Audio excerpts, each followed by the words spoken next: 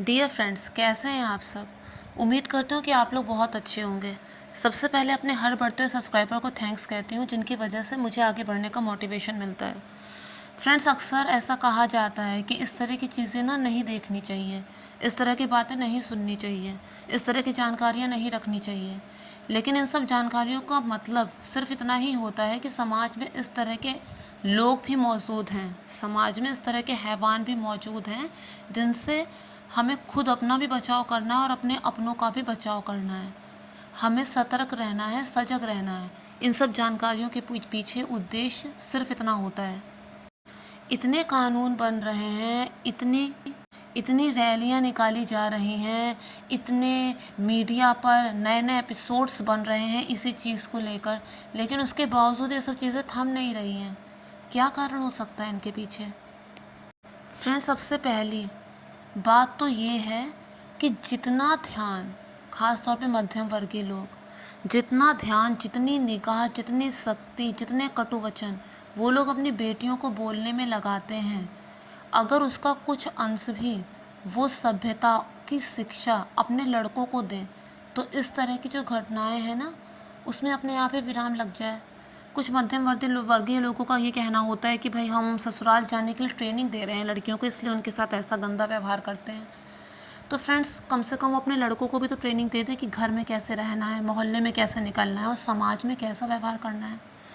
माँ तो वहीं अच्छी है ना जो बच्चे को ये समझाए, जो अपने लड़के को ये समझाए कि तुम्हें देख के कोई लड़की अपने बाल ठीक करे, ना कि दुपट्टा, ऐसा अपना चरित्र बनाओ। लेकिन कहाँ कोई समझता है।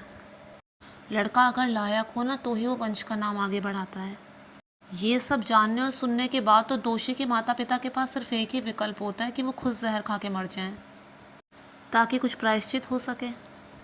कोलकाता में जो कुछ भी हुआ, 14 अगस्त को रैली निकाली गई थी।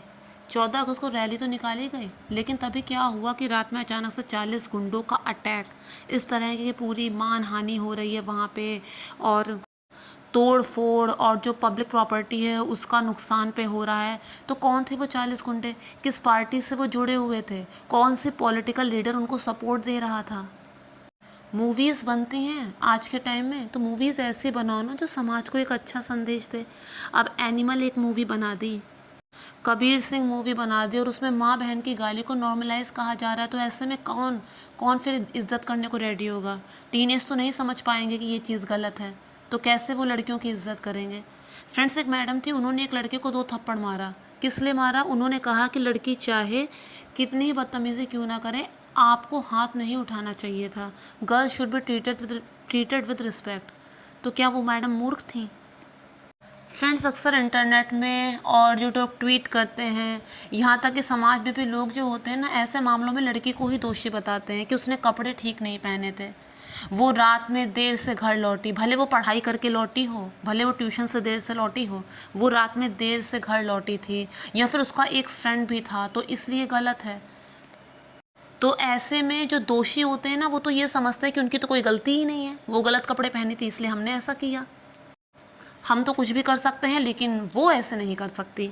सारी गलती ना इसी की थी। ये सब जो वाक्य और जुमले होते हैं ना, पहला तो ये कारण है।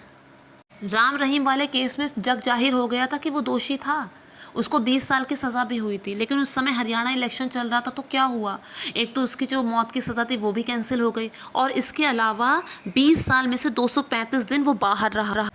बिल्किस बानो का जो केस था, उसमें क्या हुआ, उसमें जो आरोपी थे उनको बाकायदा फूल माला चढ़ाई गई कि वो बहुत ही ब्राह्मण हैं, संस्कारी हैं। क्यों? क्योंकि वो लोग पॉलिटिक्स में थे। कठुआ कांड में भी तो ऐसा ही कुछ हुआ था, क्योंकि जिसमें 2 आरोपी थे, तो वो पॉलिटिशियन थे, तो क्या किया, उनके पक्ष में रैलियां निकाली गई। क्या सोच के गलत चीज़ों को सपोर्ट किया जाता है, क्या सोच के गलत चीज़ों का साथ दिया जाता है। इस मामले में भी तो तगड़ी पॉलिटिक्स खेली जा रही है। पोस्टमार्टम साफ बता रही है कि नहीं, एक का काम नहीं हो सकता, लेकिन उसके बावजूद बाकी लोगों को हाइड किया जा रहा है। कहा है कि वहाँ का जो अस्पताल का ओनर है वो खुद ही करप्ट है। तो फ्रेंड्स, इस तरह की बातें सुन के दिल दुखता है बहुत। इन सब के खिलाफ कोई बहुत बड़ा एक्शन ज़रूर होना चाहिए, कुछ ऐसा कि अगली बार कोई सोचने से भी पहले उसकी रूह कांप जाए। तो फ्रेंड्स, मैं उम्मीद करती हूँ कि आपको मेरा वीडियो ठीक लगा होगा, और अगर ठीक लगा हो तो मेक श्योर मेरे चैनल को सब्सक्राइब, वीडियो को लाइक और शेयर ज़रूर कीजिए। Thank you friends, thank you so much.